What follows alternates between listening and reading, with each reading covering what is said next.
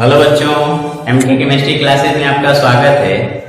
पिछले last lecture में हम लोगों ने पढ़ा था हैलो एल्केन के रासायनिक गुण और उसमें आपको पहला गुण बताया गया था प्रतिस्थापन नाभिक स्नेही अभिक्रिया।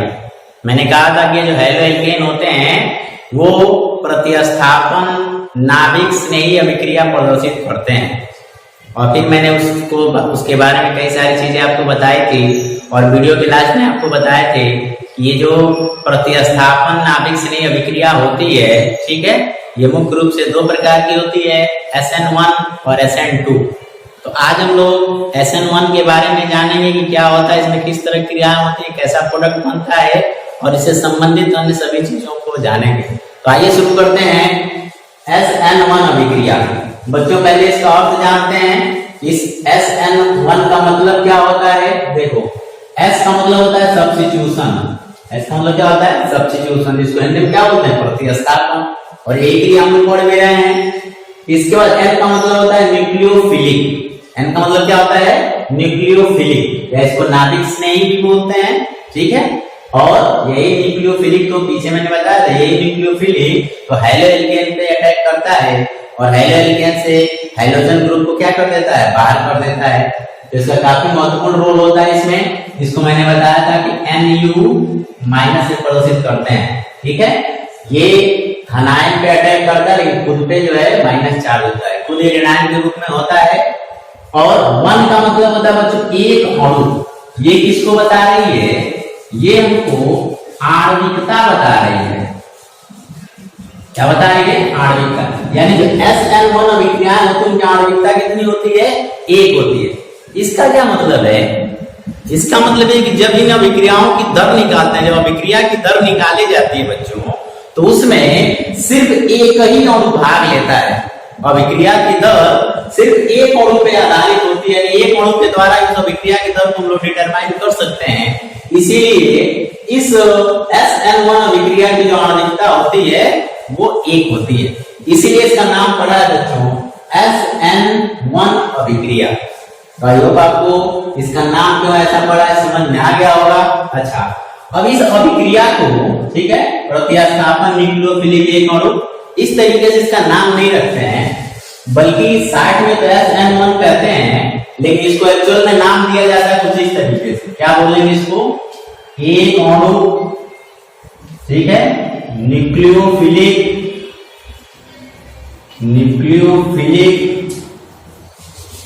प्रतिस्थापन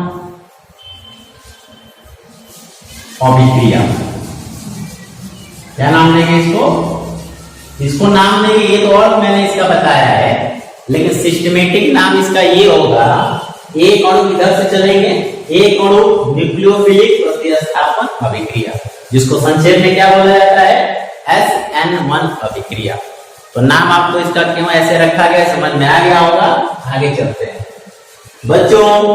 ये जो SN1 अभिक्रिया होती है, ठीक है, उसमें जो सबस्ट्रेट होता है, यानी जिस पदार्थ पे आपका ये न्यूक्लियोफाइल अटैक करता है, उस पदार्थ की विशेषता ये होती है कि वो अणु जिसपे न्यूक्लियोफाइल अटैक करेगा, अर्थात किसकी बात कर रहा है? हैलो एल्केन की बात कर रहा है। तो जो हैलो एल्केन यहाँ पे भाग लेगा वो प्रकाशिक सक्रिय अणु के रूप में होना चाहिए। जिस अणु में न्यूक्लियोफाइल अटैक करेगा वो कैसा होना चाहिए? प्रकाशिक सक्रिय अणु। इसका क्या मतलब है?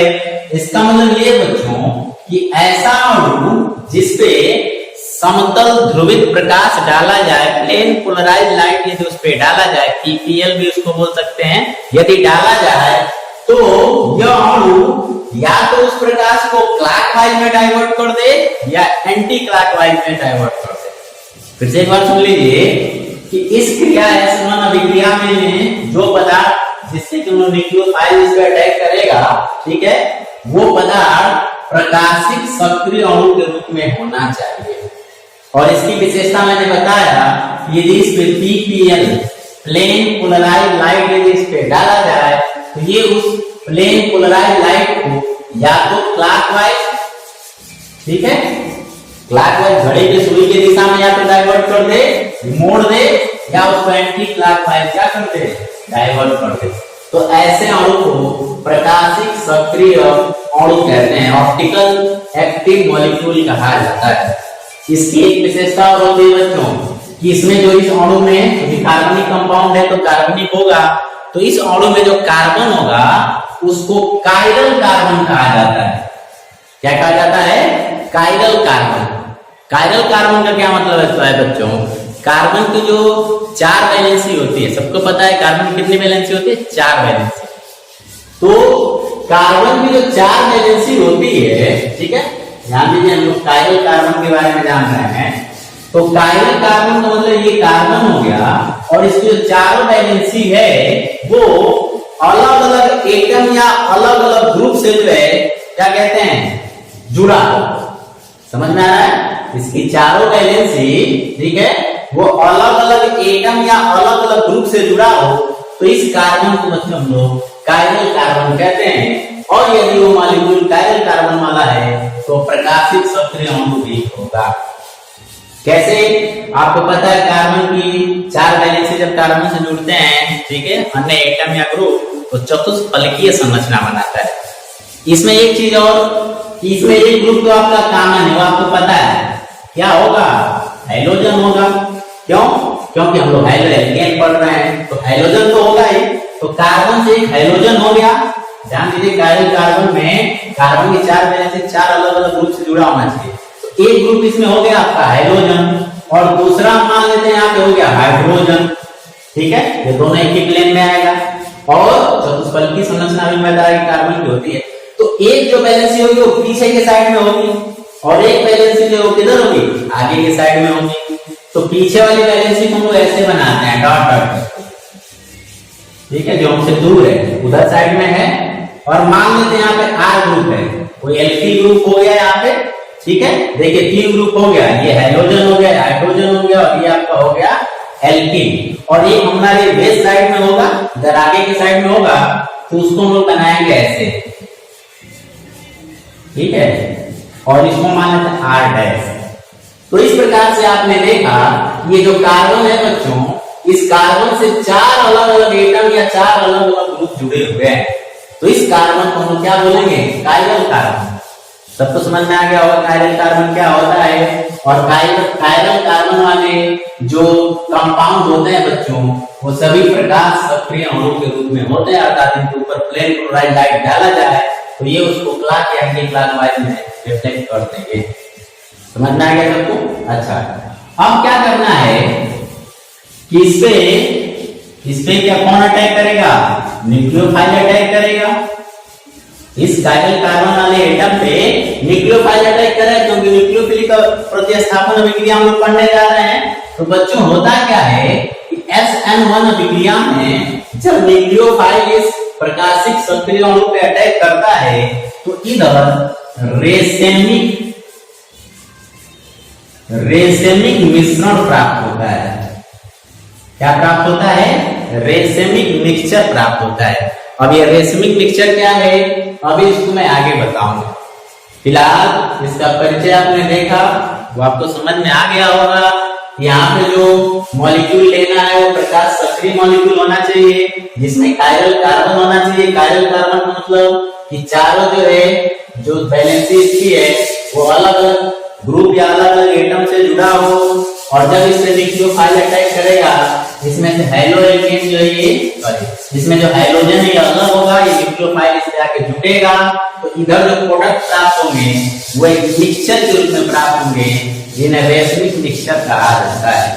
ठीक है, कोई एक यौगिक नहीं प्राप्त होता है, वो 2 यौगिक प्राप्त होते हैं 50-50 के रेशियो में। और उन्हीं दोनों यौगिकों के मिश्रण को हम लोग रेसमिक मिक्सचर कहते हैं। तो मैं अभी आगे आपको क्लियर कर रहा हूं। अब जो है इस SN1 अभिक्रिया संबंधित कुछ महत्वपूर्ण जो है बिंदु है, इनको जान लेते हैं, फिर इसको हम लोग आगे बढ़ाते हैं। क्या है कि SN1 अभिक्रिया जो होती है वो 2 चरणों में पूर्ण होती है। कितने चरणों में? 2 चरणों में। इसमें पहले चरण में देखेंगे कार्बोकैटायन का निर्माण कैसे होता है, और दूसरा पढ़ेंगे उस कार्बोकैटायन से न्यूक्लियोफाइल जुड़ता कैसे है। समझ में आ गए? पहले चरण के लिए न्यूक्लियोफाइल की आवश्यकता नहीं होती है, दूसरे चरण में न्यूक्लियोफाइल की आवश्यकता होती है, जहाँ पे न्यूक्लियोफाइल उस कार्बोकैटायन पे हमला करता है। तो ये क्रिया दो चरणों में पूर्ण होगी। पहला चरण होगा कार्बोकैटायन का निर्माण और दूसरा होगा कार्बोकैटायन से न्यूक्लियोफाइल का जुड़ना। और इसके बाद है इसमें जो न्यूक्लियोफाइल होगा दुर्बल होगा। क्या होगा? दुर्बल होगा।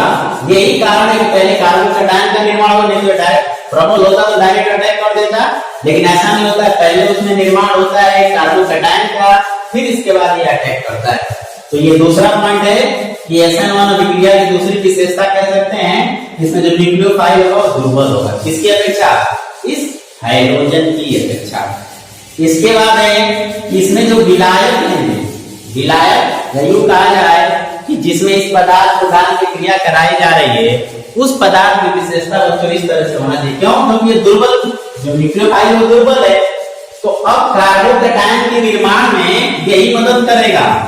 जो विलायक हमने लिया है कैसा होना चाहिए? ध्रुवीय प्रोटॉन युक्त होना चाहिए। कैसा होना चाहिए? Polar protic solvent. इसका क्या मतलब है कि वो जो सॉल्वेंट है बच्चों, वो एक तो ध्रुवीय होना चाहिए, जैसे पानी ले लीजिए, पानी जो होता है वो ध्रुवीय विलायक होता है, और उसके पास प्रोटॉन होना चाहिए।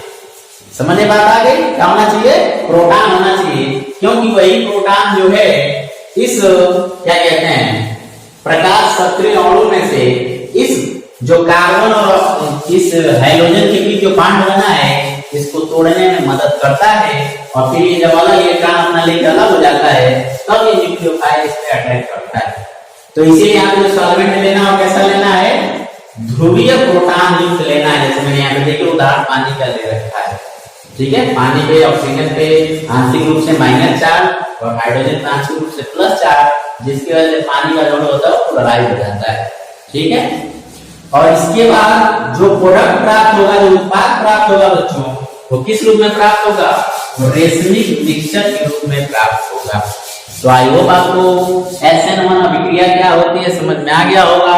इसके अलावा इसके महत्वपूर्ण बिंदु या विशेषताएं भी समझ में आ गई होंगी, आप इसको नोट कर लीजिए। फिर हम लोग पढ़ते हैं ये जो दो चरणों में पूर्ण होती है उसकी मैकेनिज्म क्या होती है, नोट कर लीजिए।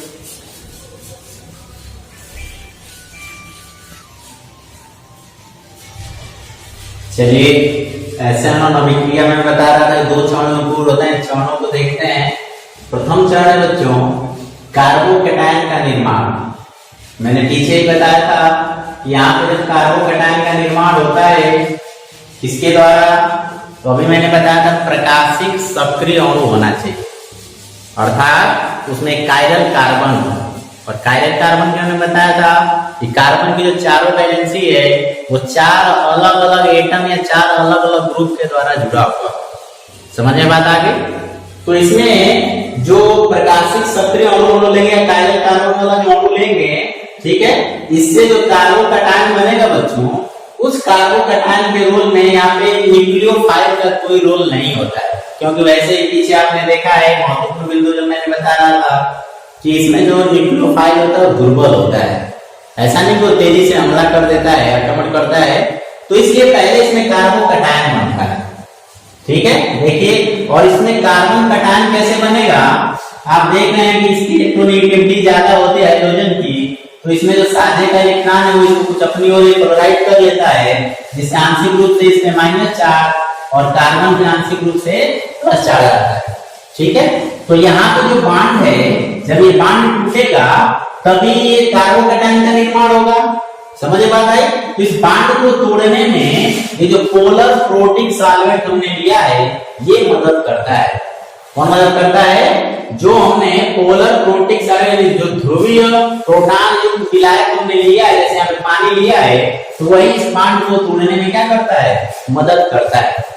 समझ में आएगा सबको? कैसे? क्योंकि ये भी पोलर है, इसके पास प्रोटॉन भी है, तो उस प्रोटॉन के प्रति ये जो क्या दिखाएगा? स्नेह दिखाएगा, और इसकी वजह से ये इधर की तरफ मूव कर जाता है, फिर बॉन्ड जो होता है वो टूट जाता है। अब यहाँ पे ध्यान देंगे, पहले इसकी जो संरचना थी बच्चों चतुष्फलकी थी। कैसे थी? चतुष्फलकी। लेकिन जब ये बॉन्ड टूटेगा, आप देख रहे हो इसमें एक जो ग्रुप है वो पीछे, एक ग्रुप आगे और एक ग्रुप इसके प्लेन में लगा हुआ है। तो जब ये बॉन्ड टूटेगा तो ये जितने आगे पीछे थे ये सब इसे एक प्लेन में आ जाएंगे। समझ में बात आ रही है? जैसे इस तरीके से थे, आगे पीछे थे, लेकिन जैसे यहाँ पे हैलोजन वाला बॉन्ड, यहाँ पे हैलोजन इससे अलग हो गए इलेक्ट्रॉन लेके बच्चों, तो ये सब सीधे हो जाएंगे। समझ में बात आ गई? और यहाँ पे देखिए सममित कार्बोकैटायन बन गया, ट्राइएंगुलर कार्बोकैटायन यहाँ पे बन गया। याद कर लेंगे सब लोग कि जो कार्बोकैटायन होती है उसकी संरचना यहाँ पे कैसी है? ट्राइएंगुलर है। ठीक है, तो ये सममित, सममित मतलब कहीं से भी काटेंगे बराबर इससे बटेगा, तो ये सममित कार्बोकैटायन का यहाँ पे निर्माण हो गया। कैसे? जब ये बांध टूटा है तो ये आगे पीछे थे सब एकदम फ्लैट हो गया, ऐसे हो गया। समझ में आ गया सबको? तो ये आपका बन गया सममित कार्बोकैटायन। अच्छा, इसको पहले चरण की क्रिया को बच्चों हम लोग आरडीएस भी बोलते हैं। क्या बोलते हैं? RDS, rate determining step. क्या बोलते हैं? Rate determining step. इसका क्या मतलब है?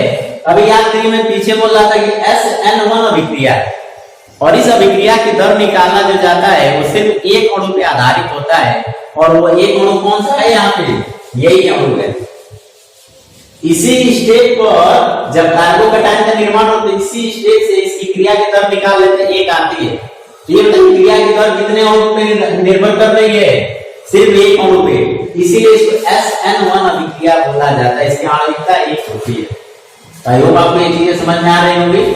अब इसके बाद इस कार्बोकैटायन में बच्चों न्यूक्लियोफाइल अटैक करेगा। तो आप देख रहे हो कार्बोकैटायन की संरचना यहाँ पे कैसी हो गई है?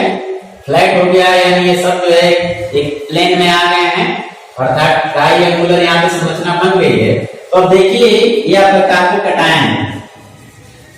अब इस पे ये जो न्यूक्लियोफाइल बच्चों दो तरीके से अटैक कर सकता है। एक तरीका है कि इस पे आगे से अटैक करे, और एक तरीका है इस पे पीछे से अटैक करे। समझ में बात आ रही है? तो जब आगे से अटैक करेगा तो अलग तरीके का कंपाउंड बनेगा, और जब पीछे से अटैक करेगा तो अलग तरीके का कंपाउंड बनेगा। होगा क्या? जरा ध्यान से देखिए, जब यहाँ पे हाइड्रोजन जुड़ा था तो ये सब इस तरह से पीछे की तरफ हो गए, और जैसे हाइड्रोजन हटा ये सब फ्लैट हो गए, प्लेन में आ गए। कुछ उसी तरीके से यहाँ पे होगा। जब ये न्यूक्लियोफाइल आगे से अटैक करेगा तो पुनः ये जैसे थे इस तरह से पीछे आ जाएगा। समझ में बात आ रही है? जैसे छाता आप लोगों ने देखा है इस तरीके से बंद होता है, तेज हवा चलती है तो ऐसे हो जाता है, और उससे तेज चलता है तो फिर पीछे की तरफ मुड़ जाता है। कुछ उस तरह की कंडीशन यहाँ पे हो रहा है कि ये न्यूक्लियोफाइल जब इधर से अटैक करेगा तो ये फिर पीछे की तरफ मुड़ जाएंगे, कुछ इस तरह की संरचना प्राप्त हो जाएगी, अर्थात जैसे था वैसे हो जाएगा। तो ऐसे कंपाउंड हम लोग बोलते हैं रिटेंशन कंपाउंड बोला जाता है। क्या बोलते हैं? रिटेंशन, पुनः अपनी स्थिति को रिटेन कर लिया, जैसे था वैसे पुनः हो गया, मूल अवस्था में आ गया। तो कैसी संरचना बनेगी? ध्यान देखिएगा, ये कार्बन हो जाएगा, न्यूक्लियोफाइल आगे से आ रहा है तो यहाँ पे न्यूक्लियोफाइल अटैच हो जाएगा, और इसके बाद यहाँ हाइड्रोजन हो जाएगा। ये डाट डाट पीछे का हिस्सा हमसे जो दूर है उसको दिखा रहे हैं, यहाँ पे R हो जाएगा, और यहाँ पे आपका जो आगे का हिस्सा होगा ये बच्चों R डैश हो जाएगा। तो इसको रिटेंशन कंपाउंड बोलेंगे। कब? जब ये न्यूक्लियोफाइल आगे से अटैक करेगा, और जब पीछे से अटैक करेगा तो अब देखिए क्या होगा। अब ये पहले प्लेन में था, पीछे की तरफ झुक जाए। यहाँ पे था ये पूरा जो स्ट्रक्चर इधर, जो न्यूक्लियोफाइल इधर आके हमला कर रहा है, तो ये पूरा का पूरा इधर आ जाएगा। आएगा समझ में? तो जस्ट इसकी उल्टी संरचना बनेगी कुछ इस तरीके से। ये आपका कार्बन है, अब न्यूक्लियोफाइल इधर से पीछे से हमला कर रहा है, ठीक है, न्यूक्लियोफाइल। तो अब देखिए इधर ये हाइड्रोजन लग जाएगा, जो पहले इधर था अब इधर चला जाएगा, पीछे की तरफ ये सारे मुड़ जाएंगे। इसके बाद यहाँ पे आपका R था, और यहाँ पे आपका R डैश हो जाएगा। समझ में आएगा सबको? इसको बोलेंगे इनवर्जन कंपाउंड। क्या बोलेंगे? इनवर्जन, यानी पूरा का पूरा जो है ये इसके उल्टा बन जाता है, जैसे मूल रूप में था उसके पूरा उल्टा कंपाउंड बन गया। और ये दोनों लगभग 50-50 के रेशियो में बनते हैं, और ये दोनों एक दूसरे के बच्चों प्रतिबिंब रूप होते हैं। मिरर इमेज होता है, ये दोनों एक दूसरे का प्रतिबिंब रूप होते हैं, और चूंकि ये दोनों समान मात्रा में बन रहे हैं, इसीलिए यहाँ जो उत्पाद प्राप्त होगा बच्चों उसको रेसेमिक मिक्सचर या रेसेमिक मिश्रण कहा जाता है। और याद करिए मैंने पीछे ही बता दिया था कि ये जो क्रिया होती है SN1 दो चरणों में होती है, और इसमें जो उत्पाद प्राप्त होता है उस उत्पाद को हम लोग रेसेमिक मिक्सचर कहते हैं। क्यों कहते हैं? समझ में आ गया? क्योंकि इसमें दो तरीके का प्रोडक्ट बनता है जो एक दूसरे के प्रतिबिंब होगा यू कहा जाए, दोनों एक दूसरे के एन इंटायमर होते हैं। क्या होते हैं? एन इंटायमर। अच्छा, इनकी विशेषता क्या होती है? ये मूल कंपाउंड की तरह है, तो ये प्रकाश को यदि क्लॉकवाइज में डाइवर्ट कर रहा है, मोड़ रहा है, तो ये प्रकाश को एंटी क्लॉकवाइज डाइवर्ट करेगा। तो जो यहाँ प्रकाश को मोड़ा जा रहा है, ठीक है, वो दोनों एक दूसरे के विपरीत कार्य कर रहे हैं, इसलिए इसमें जब प्लेन क्लोराइड लाइट डालेंगे रेसमिंग पिक्चर पे तो सीधे निकल जाए, क्योंकि दोनों का जो मोड़ने का प्रभाव है एक दूसरे को कैंसिल कर देगा, तो लाइट इसमें सीधे निकल जाएगी। जब अकेले है तो अलग तरीके से रिफ्लेक्ट कर रहा है, लेकिन जब दोनों का मिक्सचर है, रेसमिंग मिक्सचर है, उसमें से लाइट सीधे निकल जाएगी। सबको समझ में आ गया? फिर से एक बार देख लीजिए कि SN1 अभिक्रिया जो होती है दो चरणों में पूर्ण होती है। पहले चरण में कार्बोकैटायन का निर्माण होता है, और कार्बोकैटायन के निर्माण में न्यूक्लियोफाइल का कोई रोल नहीं होता है, बल्कि इसमें जो सॉल्वेंट लेते हैं वो पोलर प्रोटीन, वो इस बांड को तोड़ने में मदद करता है, और यहाँ पे कार्बोकैटायन का निर्माण होता है। ये कार्बोकैटायन में जितने भी तीन बांड बच रहे हैं, ये तीनों एक ही प्लेन में होते हैं, तो इसकी संरचना जो होती है ट्राइएंगुलर हो जाती है, इसीलिए इसको सममित कार्बोकैटायन बोलते हैं। इसको कहीं से भी काटेंगे समान मात्रा में डिवाइड होता है, तो ऐसी संरचना को सममित सिमेट्रिकल बोलते हैं। इसके बाद द्वितीय चरण में उत्पाद का निर्माण होता है, अर्थात इस कार्बोकैटायन में न्यूक्लियोफाइल अटैक करता है। न्यूक्लियोफाइल दो तरीके से अटैक कर सकता है, एक अग्राह्य यानी आगे से, ठीक है, और एक पश्चात यानी पीछे से। जब आगे से अटैक करता है तो जैसा ये मूल अवस्था में था वैसे ही हो जाता है, सिर्फ इसमें हैलोजन की जगह पर न्यूक्लियोफाइल आ जाता है। इसीलिए इस स्थिति को, इस कंपाउंड को बोलते हैं रिटेंशन कंपाउंड। और इसमें क्या है, जब पीछे हमला करता है तो चूंकि ये पूरा प्लेन में था, पीछे मुड़ जाएगा। जब आगे हमला करेगा तो ये सब पीछे हट जाएंगे, पीछे हमला करेगा तो ये सब ऐसे पीछे हट जाएंगे।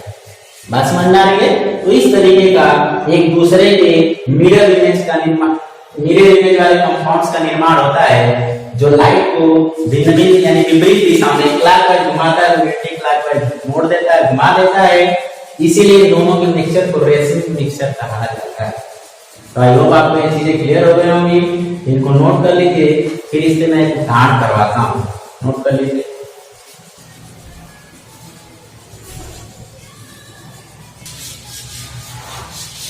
चलिए इस पे कुछ हम लोग एक उदाहरण ले लेते हैं। अभी जो पीछे हमने क्रिया पढ़ी थी, ठीक है, उसका एक एग्जाम्पल ले लेते हैं। यहाँ पे एक एल्किल हैलाइड लिया है, ठीक है, एल्किल ब्रोमाइड गैस इसमें लिया गया है, और इस एल्किल ब्रोमाइड, ठीक है, इस एल्किल ब्रोमाइड की, ठीक है, किसकी उपस्थिति में, पोलर प्रोटीन सॉल्वेंट की उपस्थिति में ये किसमें कन्वर्ट हो जाएगा, ये कन्वर्ट हो जाएगा कार्बोकैटायन में। किसमें कन्वर्ट होगा, कार्बोकैटायन में। इसकी संरचना आप देखिए, ये कायरल कार्बन है, चार अलग अलग ग्रुप जुड़े हैं। देखिए यहाँ पे हाइड्रोजन है, यहाँ पे मेथिल है, यहाँ पे एथिल और यहाँ पे ब्रोमीन है, तो ग्रुप जुड़ा हुआ है। तो चार कार्बन से, इस कार्बन से कि चारों वैलेंसी अलग अलग ग्रुप से जुड़ी हुई है, तो कायरल कार्बन हो गया, जो कि इसमें होना मस्ट है। इसके बाद यहाँ पे हमने पोलर सॉल्वेंट ले लिया। जब पोलर सॉल्वेंट लेंगे तो ये बॉन्ड इसमें टूट जाएगा, और टूटने की वजह से यहाँ पे कार्बोकैटायन का निर्माण हो जाएगा। और ये कार्बोकैटायन पहले सारे बॉन्ड आगे पीछे इधर उधर थे, ठीक है, ऐसे पीछे की तरफ थे, लेकिन जैसे इसमें से ब्रोमीन अलग होगा वैसे सब एक प्लेन में जाएंगे, ऐसे फ्लैट हो जाएंगे। देखिए यहाँ पे मैंने पीछे बताया है ट्राइएंगुलर संरचना हो जाएगी। पहले चतुष्फलकी हो रहा था, ठीक है, अब ट्राइएंगुलर हो जाएगा, त्रिकोणीय संरचना यहाँ पे बन जाएगी। और प्लस ये ब्रोमीन जो था, ब्रोमाइड यानी इलेक्ट्रॉन लेके अपना क्या हो जाएगा, अलग हो जाएगा।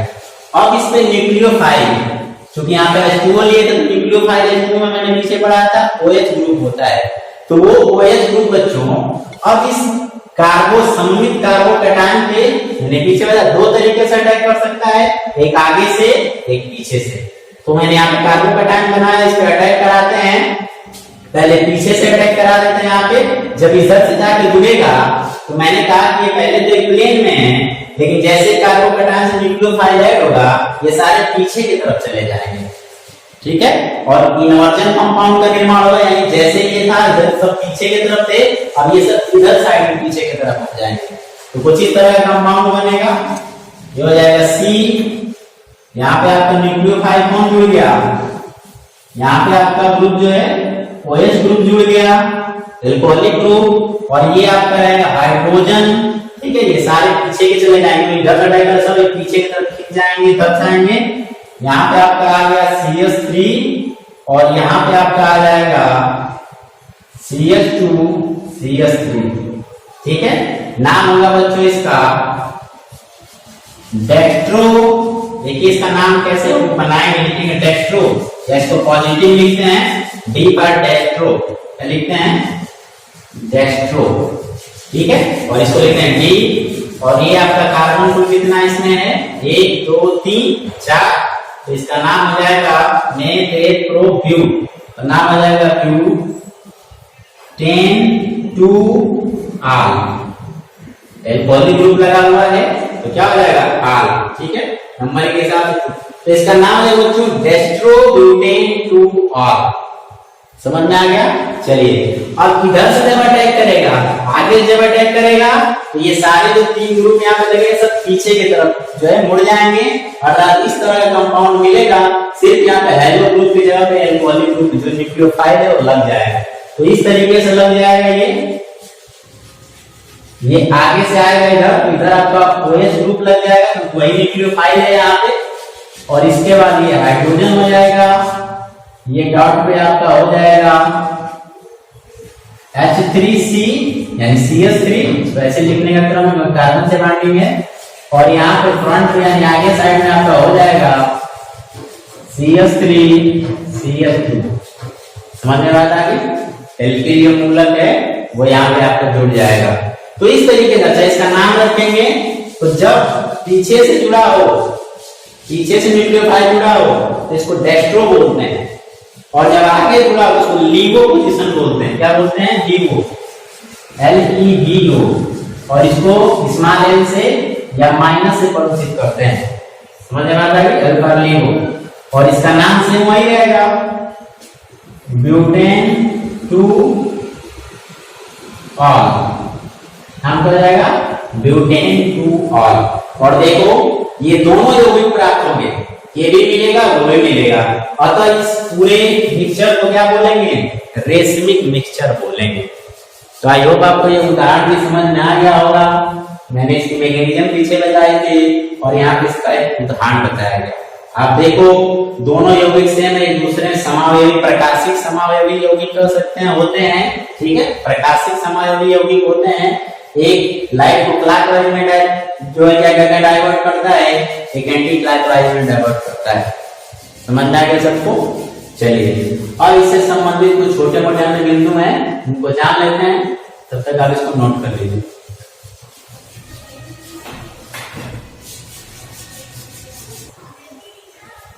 चलिए कुछ महत्वपूर्ण बिंदु को देख लिया जाए। जैसे पहले लिखा है कि ये क्रिया 2 चरणों में पूर्ण होती है, मैंने पीछे बताया है। उसमें जो पहला चरण था बच्चों जिसको हम आरडीएस भी बोलते हैं, रेट डिटरमाइनिंग स्टेप भी बोला जाता है, और इसमें इस SN1 अभिक्रिया की जो रेट होती है, जो ऑर्डर होता है वो एक होता है। क्यों? क्योंकि इसमें जो रेट डिटरमाइनिंग जो प्रोसेस होता है उसमें सिर्फ एक ही अणु भाग लेता है। आपने देखा था हाइड्रो एल्केन, क्योंकि पहले चरण को ही आरडीएस बोलते हैं, और आरडीएस में आपने पहले चरण में देखा था कि न्यूक्लियोफाइल का कोई रोल नहीं था, सिर्फ यहाँ पे जो हाइड्रोएल्केन आपने लिया था सिर्फ वही अभिक्रिया की दर के निर्धारण में भाग ले रहा था।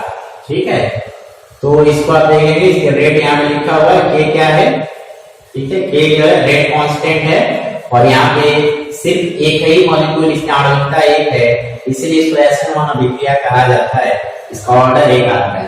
ठीक है, इसको ऐसे याद रखेंगे। अगला है बच्चों जो कि काफी महत्वपूर्ण है, इसमें अभिक्रिया की दर जो है कार्बोकटायन के अस्थायित्व के समानुपाती होता है। ये चीज तो पीछे भी मैंने बताया था कि जितना वो क्या कहते हैं कार्बोकटायन जितना ही अस्थायी होगा, ठीक है, अभिक्रिया की दर भी उसी हिसाब से होगी। यदि ये बढ़ेगा, अस्थायित्व बढ़ेगा तो अभिक्रिया की दर बढ़ेगी, यदि अस्थायित्व घटेगा तो अभिक्रिया की दर भी घटेगी। और आपको मालूम है कि जो 3 डिग्री कार्बन होता है या 3 डिग्री जो हाइड्रोजन हो गया कार्बोकटायन होगा, उसकी स्टेबिलिटी 2 डिग्री से ज्यादा होता है, और 2 डिग्री की 1 डिग्री से ज्यादा होता है। इसीलिए जो 3 डिग्री हाइड्रोजन होंगे वही मुख्य रूप से SN1 अभिक्रियाओं को प्रदर्शित करते हैं। ये चीज मैंने शुरू में ही बताया था कि SN1 अभिक्रिया जो होती है वो 3 डिग्री हेलो एल्केन प्रदर्शित करते हैं। वो आपने देखा क्योंकि 3 डिग्री हेलो एल्केन वाले कार्बोकैटायन बनते हैं उनकी स्टेबिलिटी जो होती है वो ज्यादा होती है और स्टेबिलिटी पे ये पूरा निर्भर कर रहा है। तो ये थी बच्चों SN1 अभिक्रिया। इससे संबंधित सारे मैंने डाउट्स आपको क्लियर कर दिए हैं। आई होप आपको ये वीडियो समझ में आया होगा। मिलते हैं अगली वीडियो में।